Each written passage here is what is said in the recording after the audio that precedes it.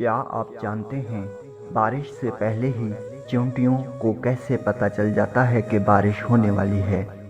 آج ہم آپ کو چیونٹیوں کے بارے میں ایسے ہی کچھ حقائق کے بارے میں بتائیں گے۔ اہل محبت سے گزارش ہے کہ چینل کو سبسکرائب کریں۔ چیونٹیوں سے متعلق سورہ نمل کی آیت نمبر 17 اور 18 میں اللہ تعالیٰ کا ارشاد ہے، جس کا مفہوم ہے: اور سلیمان نکلے اپنے پورے لشکر کو لے کر، جس میں انسان، جن اور تمام جانور تھے۔ فوج بندی کیے ہوئے جانے لگے، یہاں تک کہ وہاں گزرے وادی نمل سے، جو چیونٹیوں کی وادی تھی۔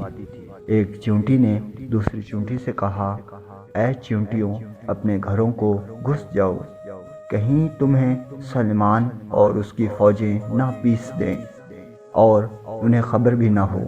اور سلیمان علیہ السلام نے جب اس چیونٹی کی بات سنی تو مسکرائے اور اپنے لشکر کا رخ موڑ لیا۔ چیونٹیاں حضرت سلیمان علیہ السلام سے بات کرتی تھیں، اور اللہ تعالیٰ نے سلیمان علیہ السلام کو ان کی بات سمجھنے کی صلاحیت بھی دی تھی۔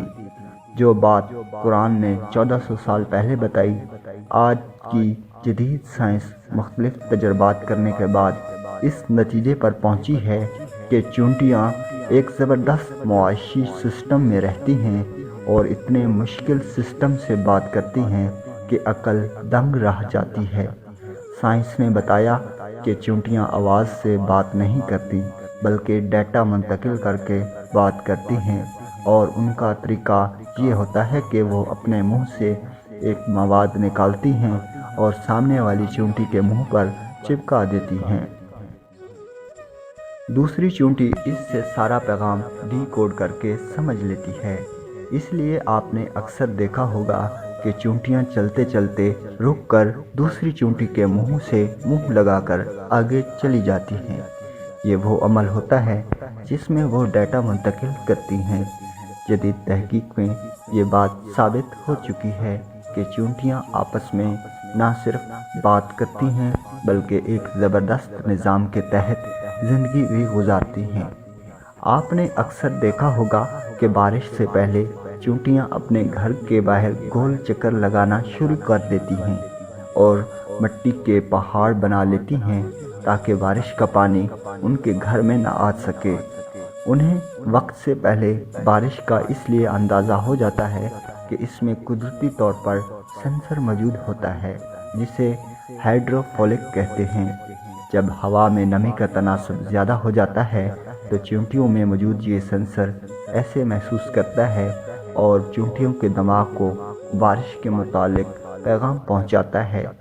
اس لیے چیونٹیاں بارش سے پہلے ہی اپنے کھانے پینے اور رہنے کا انتظام کر لیتی ہیں۔